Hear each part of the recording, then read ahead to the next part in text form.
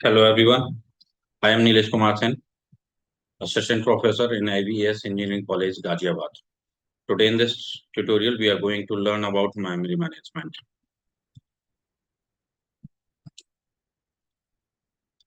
In this very tutorial, we are going to discuss about what is multiprogramming, how it will maximize CPU utilization and system throughput, what is fixed partitioning, equal size partitioning, unequal size partitioning, fragmentation in fixed partitions, internal fragmentations, and external fragmentations, fragmentation measurement and analysis, and lastly, we will discuss about optimization techniques, which includes buddy system and slab allocation.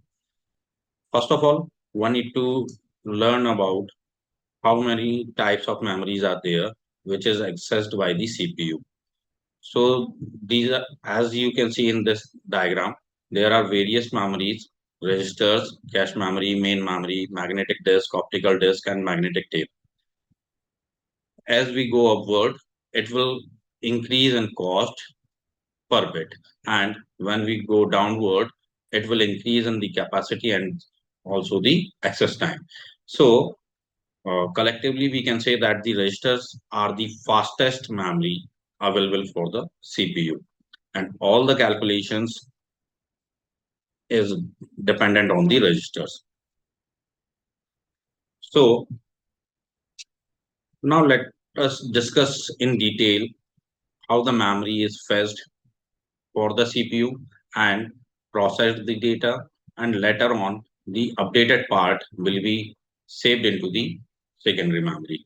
So earlier there were only a memory, secondary memory, that is hard disk, which is connected through the bus. So as you can see in this diagram, accessing data from the secondary memory requires more access time as it is connected via bus.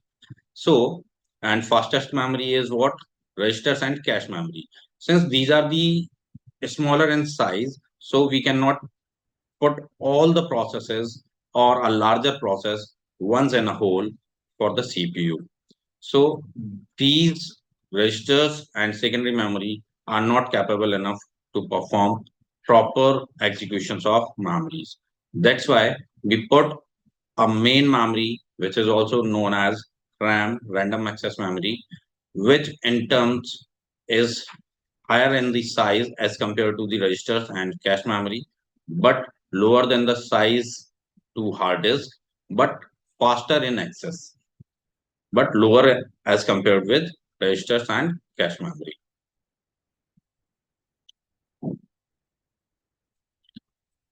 Memory management techniques.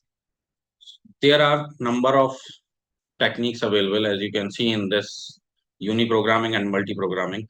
About uniprogramming, we discussed in the last video, where we are having only resident memory, which works on the fence address. And now we are discussing about multiprogramming, which is having two different techniques, contiguous allocations and non-contiguous allocation. So in contiguous allocations, there are MFT and MBT are of two types, means multiprogramming with fixed number of tasks or fixed partitions, and multiprogramming with variable number of tasks or partitioning.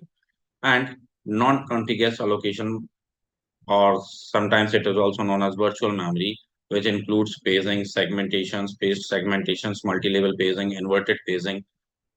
We will discuss in the later videos, which also includes stressing.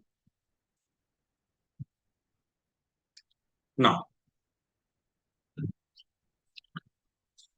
as we till now discussed about the memory, which is a collection of data in a specific format. It is used to store instructions and process data.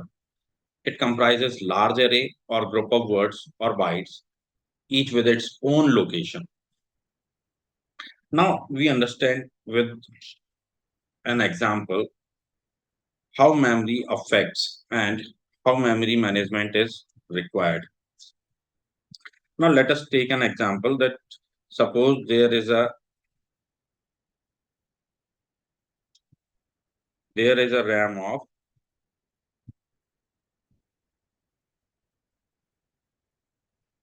4 MB, and a process which is also of 4 MB. And let us consider that access time is of T. So as till now we understand that each and every process must reside in the main memory for the execution. So number of processes that can accommodated by the RAM is what? Size of the RAM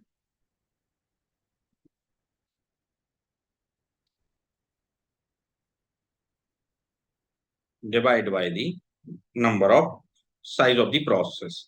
Size of the process. So as per this example, here is what?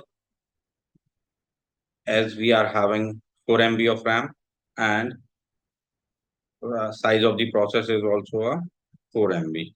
So finally, total number of processes that can be accommodated into the RAM is what? 1. So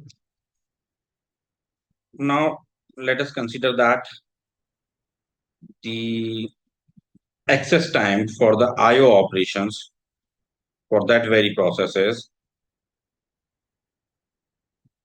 60 unit time. So CPU utilization would be what? Access time is what? 60. And CPU utilization would be what? 1 minus T. So that is what? 1 minus 0.60. So it will give you what? 40%. As you can see that when we are having a RAM of 4 MB and a process is 4 MB, total number of process can be accommodated as 1. And as per considerations, 60 unit time is required to perform IO operations. So CPU utilization would be 1 minus T, that is 1 minus 0.60, finally 40%. And now consider a second scenario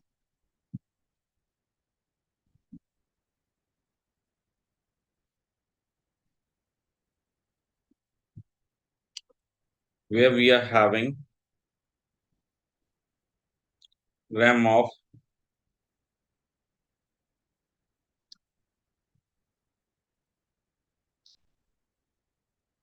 16 MB and process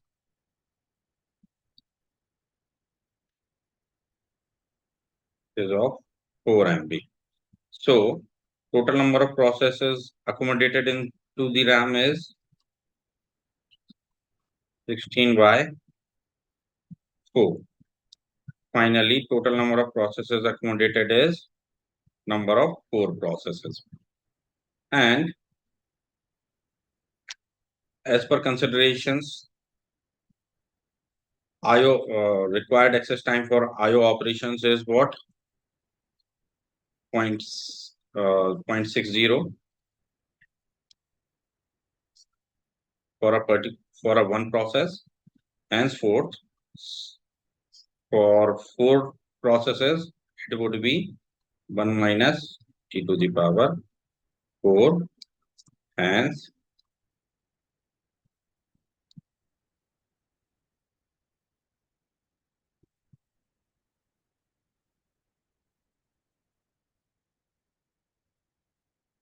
it would be what?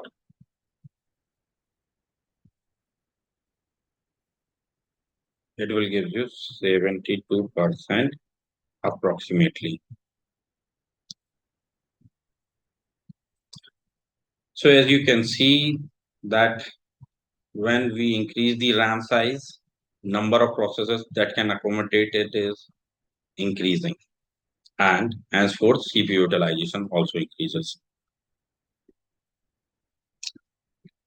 Main memory is a large array of words or bytes ranging in sizes from hundreds of thousands to billions. It is a repository of rapidly available information shared by the CPU and I/O devices. Main memory is the place where programs and information are kept when the processor is effectively utilizing them. And operating system resides in the part of memory, and the rest is used by the multiple processes.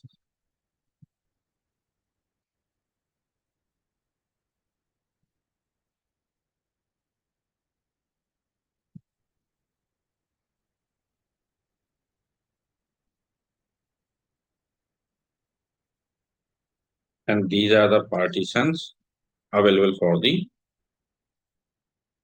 processes. Now, as per processes came into the CPU, perform some operations, and after updations, that particular memory or that particular process sent back to the secondary memory for the updation one. If none of the operation performed, only read operation is there, then nothing is to be updated. So to each and every operations required by a process that is to be maintained by the OS and updated to the PCB process control block, and program status word is maintained. So each and every time it requires some extra time. So memory management, why it is required for allocation and deallocation of memory before and after execution, to keep track of used memory space by processes, to minimize fragmentation issues, to proper utilization of main memory, to maintain data integrity while executing of processes.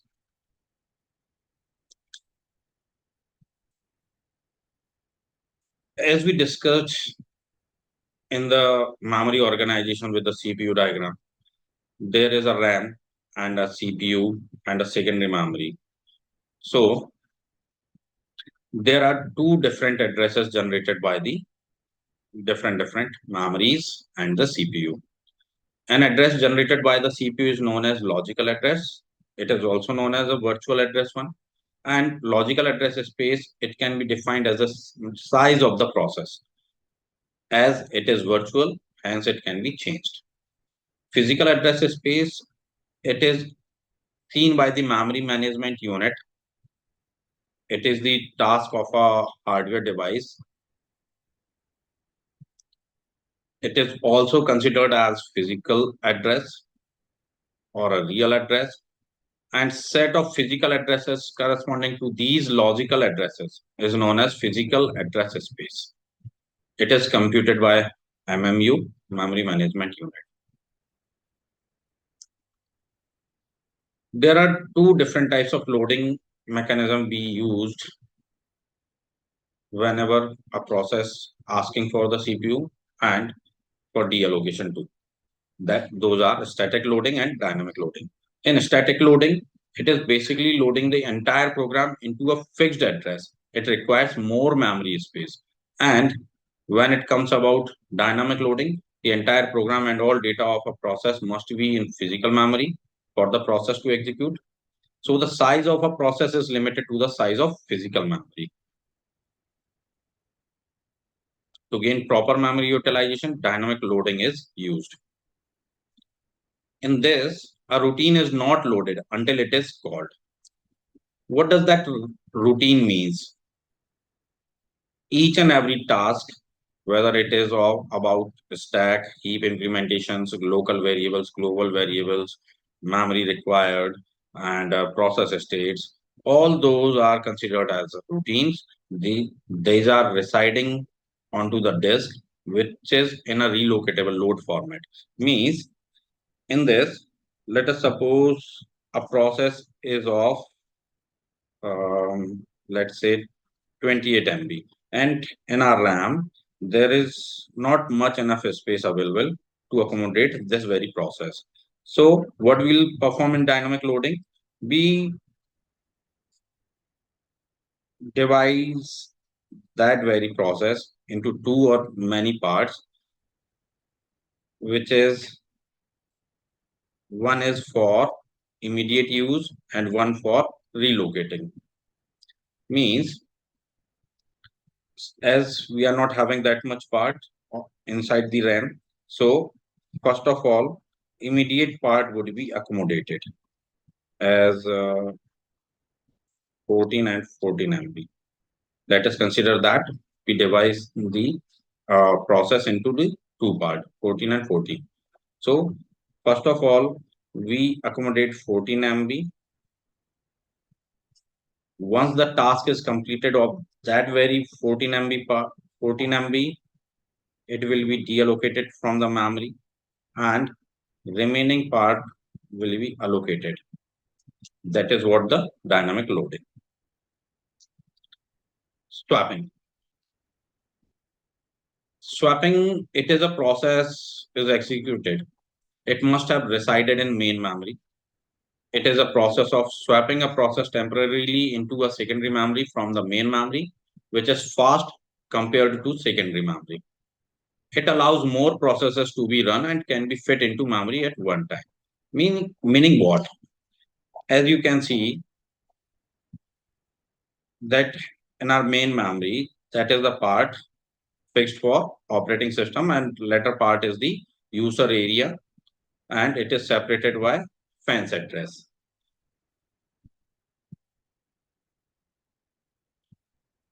Okay, so in that user space area, we need to perform some process for the execution point of view, and we swap in process one. Once that process got executed, it should be swapped out. It is also known as rollout. And next process is came into the existence, and it is also known as swapped in or roll in.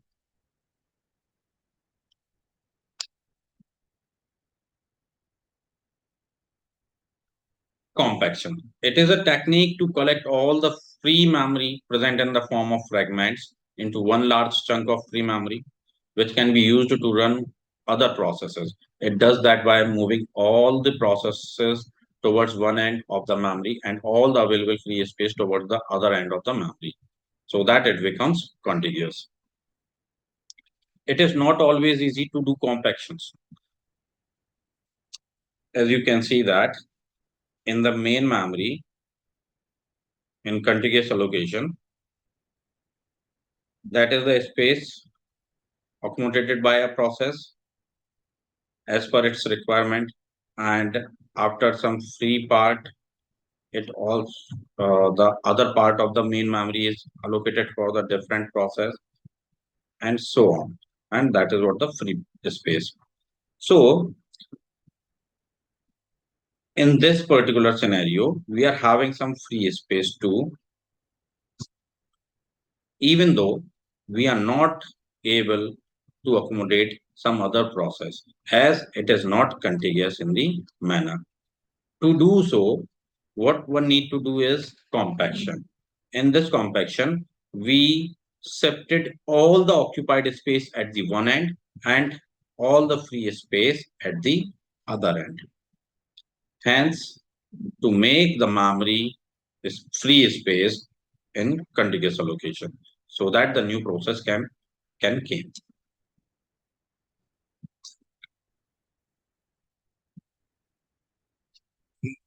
The last part of topic is allocating kernel memory. Allocating a kernel memory is a typical task, as it is not directly accessed by the user. It is the task of operating system. There we use two different methods. One is buddy system and another one is slab system. In buddy system, memory allocation algorithm works by dividing whole memory into a block of fixed size.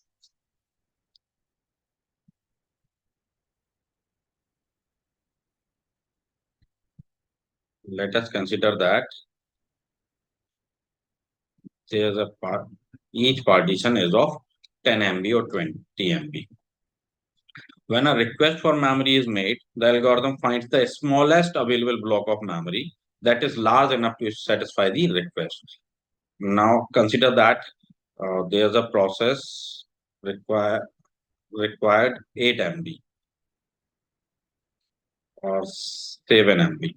So it checks whether the required and the available space is suitable enough to accommodate or not. If it is suitable, then it accommodate the memory.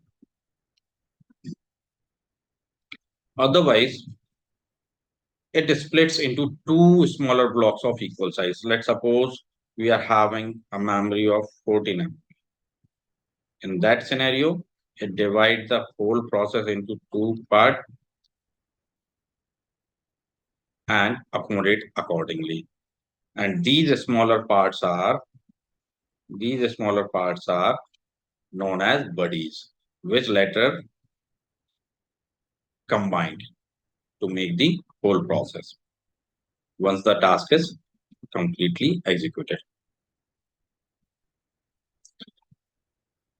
Next is what? Slab system.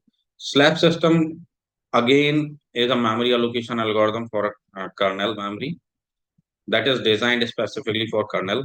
It works by dividing memory into fixed size caches or slabs, each of which contains a set of objects of the same type.